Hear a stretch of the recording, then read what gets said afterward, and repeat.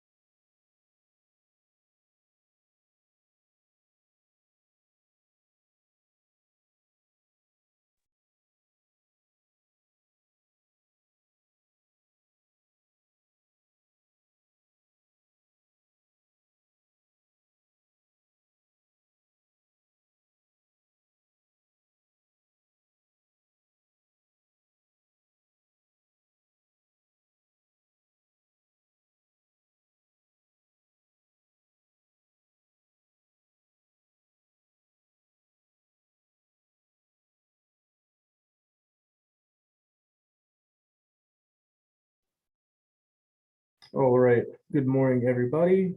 My name is Brandon.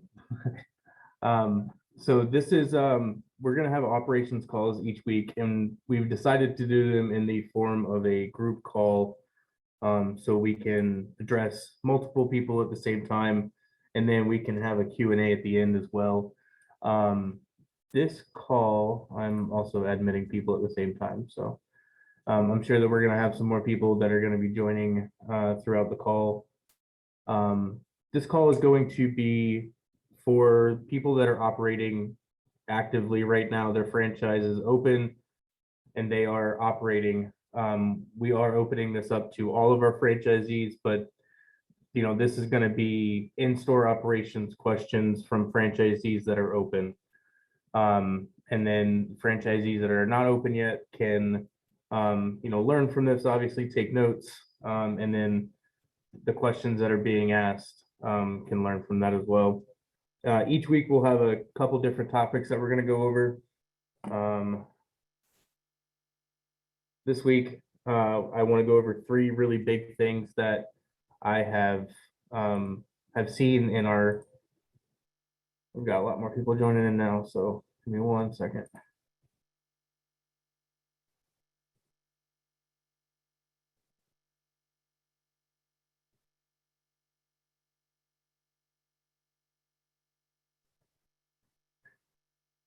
Okay, well, we've got a lot more people now, so I'm just going to go over the first part that I just talked about. So this call is going to be in-store operations for franchisees that are open and operating.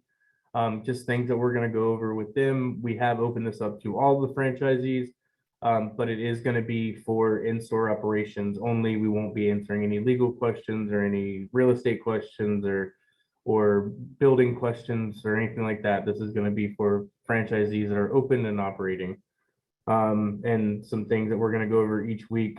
These will be a weekly call. We're going to be doing these calls in groups, just like this. They are going to be recorded, so anybody who ever has a question can go back and listen to them. It'll be on a private playlist for all the franchisees to see. And at the end, we'll do a Q&A and I'll answer questions. Each week could be a little bit different. It could be me and somebody else on here. It could just be me, or it could be It could be Costa one week, it could be Justin one week, it could be, anybody from our back office team. But for the majority of the time, it will be me running these calls and answering those questions for you. We've got quite a bit of people on here, so just in the essence of time, I want to make sure that we get through what we want to go over this week and allow you guys to have questions as well and answer those for you. So the first thing that I'm going to start talking about is customer retention. And I just keep in mind that this is all in-store operations and geared towards franchisees that are open.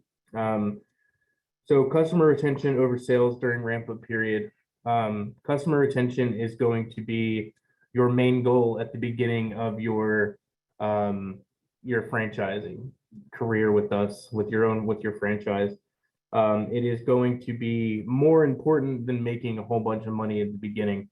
That comes later on after your ramp up period or at the end of your ramp up period. That's when you can start being less aggressive on your sales tactics and stuff like that with your discounts. So you can start making more money on your sales. At the beginning, customer retention is going to be more important than how much you're making on your ticket average. We had a really good example of that with Ryan Pierce out in Mesa. When customer retention comes into play, I'll back up a little bit. When customer retention comes into play, it's not just getting people in your door. It's also how you answer your customers when they have a question or how you answer the phone. It's also how you answer people on Facebook and on Google. Ryan Pierce had a really good example of that when he had a customer comment on the Facebook page, and it was a bad review, but the way that he answered it and understood what the customer was saying. Sorry, got more people joining. It changed the way that the customer saw the issue, and he actually removed the comment from the page. And from my understanding, still goes there to get his service done. So that's the type of things that we're looking for in customer retention. We've changed a couple things in our process as far as making sure that all the franchisees, when they open their franchise, understand, it's not like you're gonna make $1 million in your first year or something like that. We want to be realistic and know that customer retention and getting the customer into your store so they can experience the service and they can start going to your franchise location is what's the most important thing at the beginning of your venture. And at the end of the ramp up period, that's when you can start doing less, aggressive discounts. Making sure, doing guerrilla marketing is another huge one. Going to Staples and having, discount cards made and putting them out inside of door handles in Walmart shopping center parking lots, Target parking lots, going to your local gym or any business nearby and talking to the business owner and just getting to be known in your market and in your area. Those are also things that you're going to be doing to have those customers coming into your store and being able to retain those customers and having them get rid of whoever they were with before, Take 5 or Valvoline or Jiffy Lube. Being able to put in the work on the front end for that and making sure that you are being visible in your market and that you are being aggressive with your discounting and focusing on having people come through your doors is going to be the most important at the beginning. And I'll answer questions about that at the end. Another issue, or not issue, but another point that I wanted to go over is making sure that we're utilizing our vendors. I've had questions for Gusto, and I've had questions from Square, and I've had questions about other vendors like PetroChoice and American Lube. The reason that we are cheaper as a franchise and more cost effective is because we use third-party people in our vendor list. We use third-party services as far as Gusto and QuickBooks and Square. And using those, they have their own help desks and support as well. We implore you to utilize those vendors and those help desks and their avenues of support, as well as what you guys ask from us. Oilu.org, the vendor list that we have there. If you have a Square account, if you're operating right now, you have a Square account, you have a Gusto support account. So if you go into Gusto one day and you can't figure out how to do something in payroll, if it's not on Oilu, then the next place that you should be going is going to Gusto and utilizing their support service. And if you still can't figure it out, and then coming back to us, and then we can try to figure out maybe something that helped us when we did this as well. But making sure that we are utilizing our vendors help support as well as what you're asking from us is going to be, it's just your question is going to get answered a lot quicker. Sorry. That is something that we want every franchisee to understand, is that, at the end of the day, we can help you, but there's different channels that need to be gone through prior that, Oilu, if it's not there, then going through the actual service provider's support system is going to be the best bet than coming to us and asking us how to do something, because there's a lot that we do on our side for corporate that is very easy for us and we understand, but if there's special things that we're trying to do, I had a question from another franchisee, adding somebody else in. I had another question from a franchisee if they could, employ one person at one shop under an EIN and then employ them at another shop at a different EI under a different LLC, and then pay them separately. And that's something that I've never done before, so that's not something that I know in the Square account, if that's something that I can answer for you. So that would be a time where you should just go to the Gusto support people, and then they could answer that for you and how that works and what your state law is on that. And there's so many different variables that fall under that. So I want to make sure that all of our franchisees are utilizing the support systems in place for the actual vendor that they're using. And then if there's something that they can't understand or they can't answer for you, then coming to us and we can try to figure out, a better way for us to do it, or if there's something that we haven't thought of or something like that. So, and then secondly, thirdly, rather, this one ties kind of back into your customer retention, but your ad spend is very, very important. Utilizing Facebook. I know that Aussie has had a couple calls with people on this call, and that they have opted in for our services package that we provide, all inclusive social media. And so we will be rolling that out within a couple of months.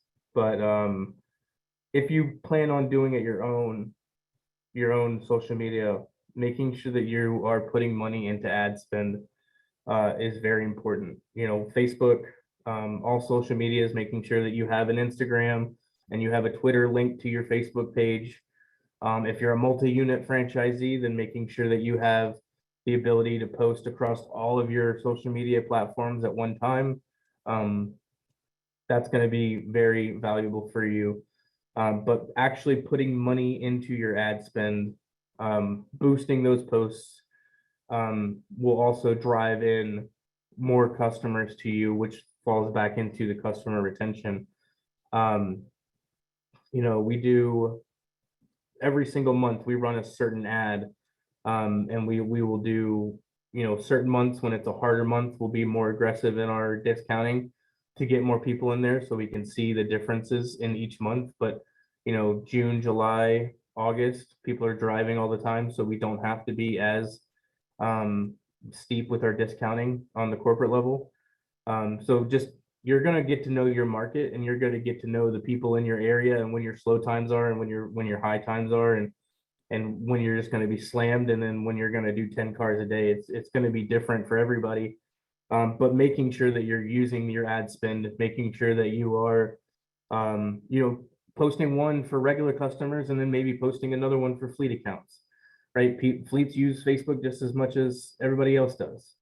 But making sure that you are present in that field, you're answering your messages, you are answering the comments that people leave on your page. Those are going to be super invaluable to having those customers engage with you and have them coming into your store, and which also helps with your ramp up period. Once your store becomes mature, then you're pretty much going to know the peaks and valleys of your business, of when your slow months are going to be and when you don't have to be as aggressive, and you can change your ad spend. I mean, there is a 2.5% ad spend in the franchise agreement, but at the beginning, it should be a substantial amount that we're putting into ad spend to make sure that we're getting in front of as many people as we possibly can. Those were the three big things that I wanted to go over today, and I know that those were kind of quick. Next week, there'll be different topics. We have a few franchisees in here that are operating right now. So I want to open up the floor to them to ask any questions, and then we can answer them to the best of our ability. And then we are recording this, and like I said before, this is going to go back. This is going to be into a playlist where we can use this as material for other trainings or other franchisees that come on board. So just wanted that to be made aware. And then I'll open up the floor. If you want to, we do have a lot of people in here right now. So I think there's a raise your hand. There's a raise your hand button that you can press to talk. I just don't want everybody talking over each other.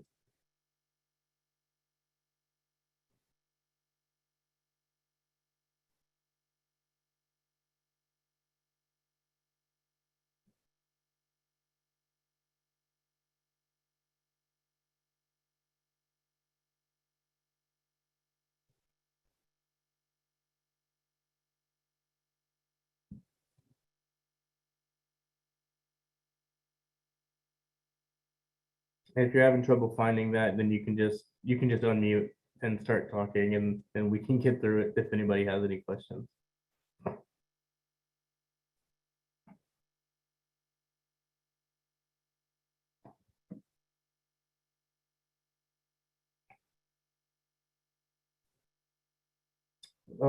Brian Badillo said, what are you seeing as average ramp up time expectations? Ramp up time can be anywhere from 6 to 9 months. To be really at the end of your ramp up period would be 9 months. But some are seeing it quicker. Some franchisees, I know that, Ryan opened April. So we're April, May, June, July, August, September, we're 6 months in, and he's starting to see some really, really good weeks. So I would say 6 to 9 months would be your average ramp up period. Ryan, your hand's raised. Yeah, sure. I'll go ahead and comment on that too. We're in the 6th month right now, and starting to see a lot of days that come through in the high teens, a couple of low 20s car count days. So it's pretty encouraging to see that start to happen with more regularity. I did want to ask, so Costa had mentioned in an email, and you had just talked about some of the slower months. Were you referring to, I guess, would you guys say that we're having slower months coming up. Is that primarily because of the winter that you're going off of that? Because in Arizona, I'm suspecting that we're going to have some big months coming up, because we're going to have, especially within about 3 miles of our shop, the population is going to increase about 25%, and that just in that immediate area. But I wanted to understand, is there something different about it that I don't know, or I'm not getting No, reason for it? yeah. So from my experience, and from our corporate stores, obviously, the slower months are usually the winter months. Usually our higher and busier months are during the summer. We start to see a little bit of a decline in the fall and in the winter months. It kind of, we have good days, we have bad days in the winter months, but most of the time during the spring and the summer, people are out more, they're driving more, they're putting more miles on their vehicles, which means that they're going to need to get more oil changes. But yeah, Ryan, so it does depend in the market. I mean, I think Kathy, it might be the same thing. Tampa down there, it might not, it stays warm pretty much the whole time. So there might not be a decline, and Ryan, yours is going to come up to where the people are coming back over to Arizona for the winter, and you're going to see a rise in customers. So it could be all over the place, and that's kind of why at the end I mentioned, like, you're going to realize what your peaks and your valleys are in your business and your area for your location. You're going to know exactly, once your business becomes mature, that third year, that fourth year, you're really going to have a good understanding of, okay, these are going to be the slower periods. So maybe we don't need to have that many people on our payroll. We can have somebody go from full-time to part-time, maybe, because it is a slower month, or it's going to be a slower section of the year. Ryan, so during the winter months for us, you guys are still relatively warm. So you guys are going to be seeing more people come to your store. So maybe you need to hire more people for that season, right? So those are the types of things that you'll understand. And it's kind of like the ebb and flow of that business for your specific market. Yeah, I feel like we got to get through a year before we even have a basic idea of what our market and what our customer, really is. But yeah, it's right now it's tough, because maybe even more, maybe 2 years, because, starting in April, we had a certain number of in April, we've got a little better in May, a little better in June, a little better in July, actually a lot better in July. And then August was actually slightly behind July as far as numbers, but it was also the start of school. And so we saw some really slow times around then. But generally we're way ahead of April and May. It's not even close. And I don't think that's because April and May are going to be slow months. I think right now what we're experiencing is exactly what you said, is the ramp up. And we're starting to see a lot of return customers. We have kind of what I call our champion customers who have been back to us multiple times with multiple vehicles, left good reviews, referred other people. We're seeing more and more of those too. And so I probably a couple of years before we really understand and start basing things on trends, but anyway, no, I appreciate it. I wanted to make sure that wasn't something that was like specific to the oil business, that things slow down for some reason other than just weather and normal patterns, which are going to be market specific in a lot of ways. Right. It's going to be market specific. And then you're right. You said you probably after 1 to 2 years, usually maturity is 3 to 4. So after that third year, you're really going to have a way better understanding. But everything, every year you're going to get better, right? At the end of the day, there's something that's going to happen this year that's not going to happen next year, but something next year is going to happen that didn't happen this year. So you're going to understand things better as the years go on, and you're going to be able to understand who your customer base is and your needs are. Ready. Well, I appreciate it. I'm going to mute myself again. No problem. Brian, you have your hand up. Yeah. Hey, Brandon. And I was just say, Ryan's been, I think someone else mentioned too, Ryan's been awesome about giving feedback. So thanks. Him and I had some conversations too. Someone obviously that's not an operating franchisee yet. I just got a couple, I guess, questions around maybe you can share any trends, and maybe even Ryan or any other franchisees around. I don't know if they've been open long enough, but are you seeing anything with like maybe time between oil changes, anything like that that's kind of maybe right shifting the business a little bit just based on economics and right inflation and everything else? I'm just curious to see what you guys are seeing. No, I mean, time between oil changes for most of people in this country are the miles that are driven. There's always going to be customers that wait 10,000 miles because they just either they're too busy or they don't care. But the average person is going to be either 3,000 miles for a synthetic blend or 5,000 for a full synthetic. The only trends that changed were, gas prices went up, so people didn't drive as much. And then that just trickles down. So like say gas prices go up, people don't drive as much. You're not going to see that for another, 2 months. So when you see that happening now, you're going to be like, okay, so let's say this happened in July, August, September. So, okay, September, the numbers could be down because the gas prices were so high and they weren't driving that much. Now it's coming time for them to, their normal regular interval would be, September, but they didn't drive as much. So now it's going to be October. So your September numbers for those people that are usually on that cycle of every 3 months or every 6 months are gonna be down. So those are the only real changes that we've seen. Sorry, 1 second.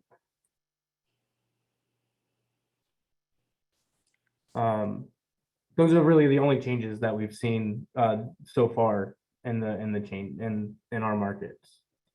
So you said, so it is a little bit of a trend. So there is a little bit of length between changes. Yeah, but it's all dependent on something else. It's not just because it's because this happened. It's a correlation, right? So gas prices went up, people didn't drive as much. Now we're seeing the repercussions of the gas prices going up. So, but it's not something that's going to stay.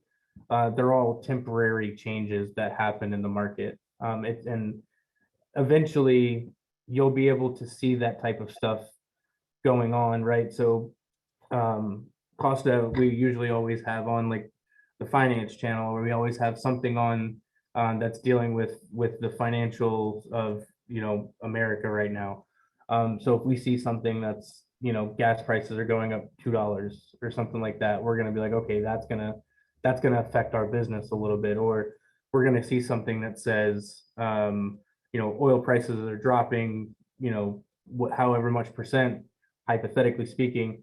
If that happens, then we're gonna say, okay, well, oil prices are gonna go down for us. Perfect, awesome. So we can kind of judge that based on what we're seeing in the trends in the financial world and in the trades. But also each market's gonna be a little bit different for that franchisee. So there's a lot of variables that come into play for it, but a lot of the trends that you're gonna be able to see are gonna be geographically for that location. So Frisco, for example, are going to have different trends than Harrisburg, Pennsylvania is. And you're going to know what those trends are just by being in that market and running your store in that market. Yeah, makes sense. Just the only other quick question I had was around social media, and maybe even Ryan or the other franchisees can maybe just, I'm curious, like where are you guys seeing kind of the most bang for your buck or the best impact from a social media perspective? And as I'm going to start looking at costs and just understanding what that is. I'm just trying to plan a little bit. So curious where you're seeing kind of the best impact, which channels, and where you kind of maybe investing more money. So Ryan, I'll let you jump in on the tail end of that if you want to, and just talk about what you are doing in your market. But for me and ours, obviously, so Google page, you have a Google page, you have a Facebook, you have to have an Instagram and a Twitter, just so that it goes out to more people. You'll link those together, so anything you post on your Facebook will go out to your Instagram and your Twitter as well. And then having a Yelp page. We don't want you to put any money into the Yelp page but Apple, for iMaps, so the Apple Maps, like Google Maps, but for Apple, they use Yelp for their advertisement and placeholders and pings on the map. So if anybody uses Apple Maps instead of Waze or Google, they're not, if somebody doesn't have a Yelp page, it's not going to pull up on that page. So you're going to want to have a Yelp page. You're going to want to have Google, Facebook, Instagram, and Twitter. But putting the money into Facebook is dollar for dollar the best ad spend right now. And as far as where you're putting it into, Ryan, if you want to jump in on that back end and just talk about your experiences with using Facebook. Yeah, and you mentioned spending money on Yelp. So we did that and are doing that, and I'll confirm, not great bang for your buck. I mean, you can see all the trends. They have good analytics that you can go and see when they were showing your ad. Yelp's just different. They're just, it's odd the way it works. They're just it's a different type of a service, but we're spending quite a bit because I got suckered into that. They keep increasing their added boost. They're now, we're on the third month of it, and so they're spending as much as we are, kind of adding boost to it, and so that's kind of why I kept spending. But what I have noticed is that when they show our ad to a crazy number of people, it's really high. We do see some extra customers coming in right then.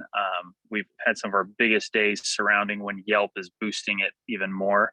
And but it's not like the others that Yelp, it's like one day they'll show your ad to 100 people, the next day they'll show it to 2,000. It's all over the place, and not a great spend, as we've discovered. I mean, it's those few days that we had kind of increased numbers after they've shown our ad, it's not worth the spend. I mean, I think we would have gotten a much better bang for our buck on Facebook. Now, with that said, we don't get a lot of people coming in with the ad. It's weird. It's like, as long as we have an ad running that's being boosted and we're paying for on Facebook or promoted, we seem to have better numbers coming in. When an ad expires on Facebook, lower numbers come in. We've noticed the pattern over and over again, and yet not a lot of people come in with whatever the deal is that we have on Facebook. So I'm not quite sure what the disconnect is there. Most people that come in, we ask, well, I know I do. When I'm there, I always ask, how'd you hear about us? And it's generally on it's on their map.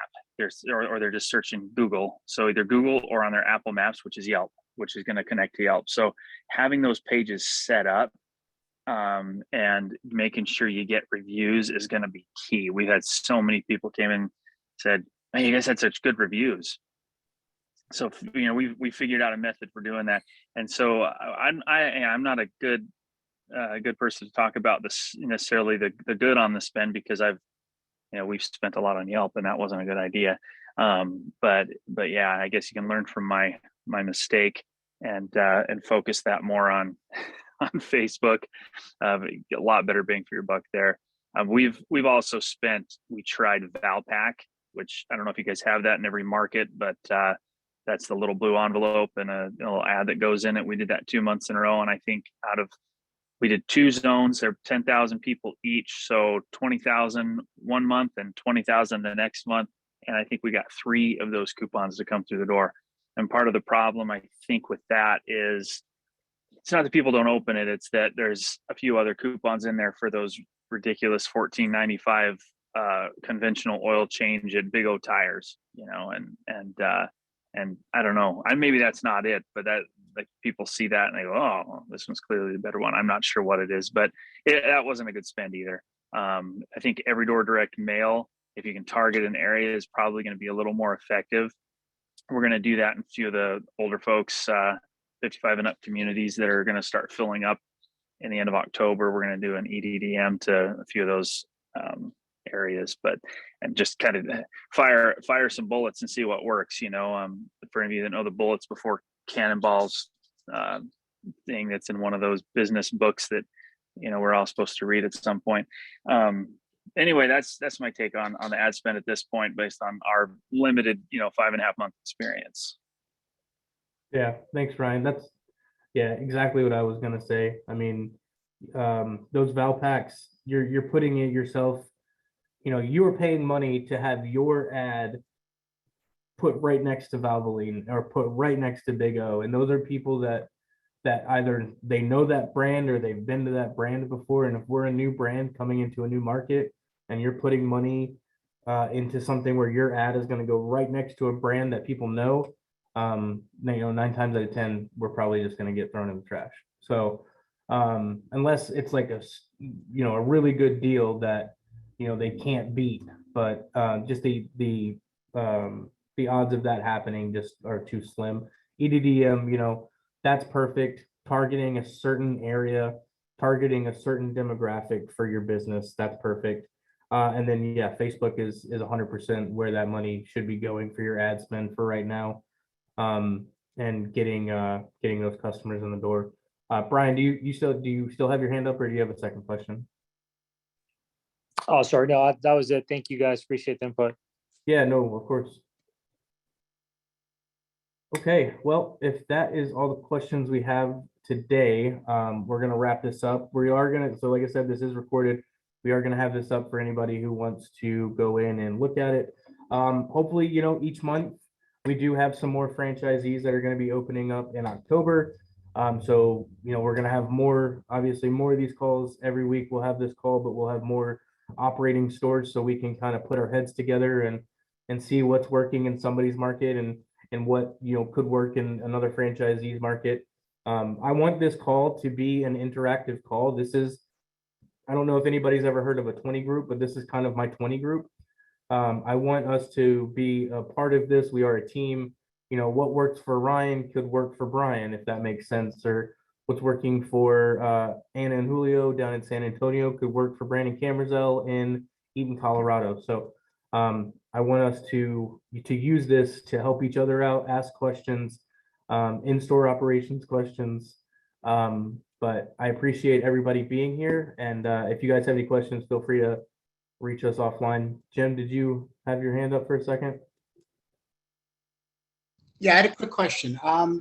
We are early on. We haven't found a location yet. Does anybody have any recommendations on kind of making the market aware that there is a Costa coming to the area, even though they don't have a location picked out yet? Was there anybody doing anything like that, or am I getting myself ahead of the game? No, we don't want to put anything out there yet, because if we do that, customers are going to ask for a location, and when we tell them that we don't have a location yet, they're kind of just going to put you on the back burner and be like, oh, well, what do you mean, kind of thing. You got it. Okay. It's a little bit easier once we have a LOI or a ground lease signed. We don't want to get into that on this call. That's not for this call, but Nope. I will just real quick. Once we have that done, then we start doing your SEO and start doing that type of stuff. Perfect. Appreciate it. Yep, no problem. All right, guys, you guys take care. Have a great rest of your week. We will be back here again next Thursday with more questions and more topics to go over. Feel free to reach out to us via email if you have anything on the sidelines, and we will talk to you later. Bye, everybody.